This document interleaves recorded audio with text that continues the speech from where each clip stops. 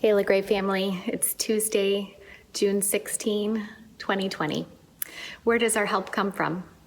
Our help comes from the Lord, the maker of heaven and earth, and our help is in the name of Jesus Christ, who is the same yesterday and today and forever. Since mid-March, I have become more aware of other listening ears in on conversations that we've had at home. Things that I thought were at-home family conversations are now being heard by people that I didn't know were listening.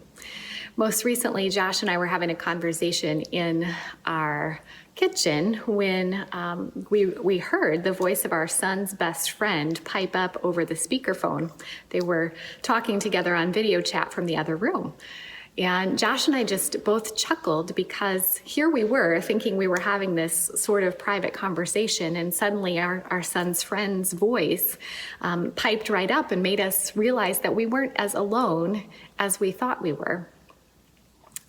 Having other people in on our at-home conversations has reminded me of something that's always been true, but just brought it to my attention again in a new way.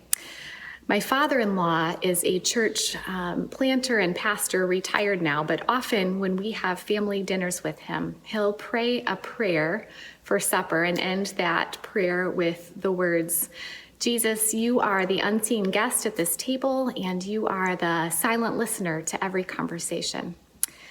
Jesus, we know that you're everywhere, and we know that." And then we hear another voice that we didn't expect, and it brings that reality to mind again, that Jesus is everywhere. The writer of Hebrews says that nothing in all of creation is hidden from God's sight. Everything is uncovered and laid bare before the eyes of Him to whom we have to give an account.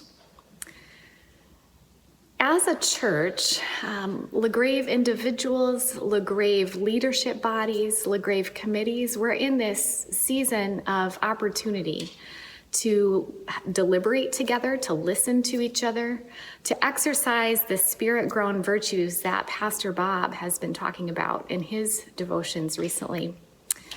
We know that our conversations and our meetings and our deliberations about how to be the church and how to do church together is all done before the face of God.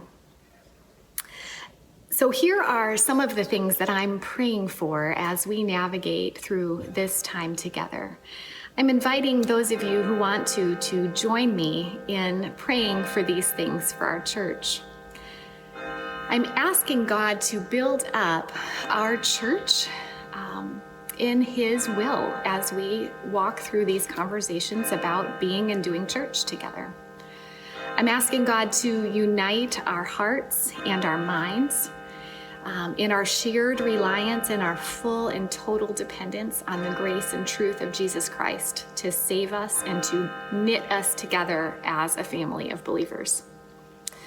I'm asking God to establish the work of His hands, not the work of our hands, as we be church and do church and worship Him, that He'll show us how to join into the work that He wants to be done here.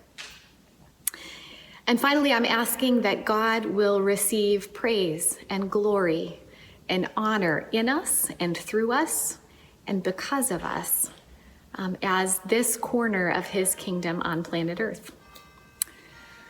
So brothers and sisters, I hope you'll join me in praying for our church, praying for our world, praying for the fractures that we see, and just asking that we would be united in purpose and in love for God and one another.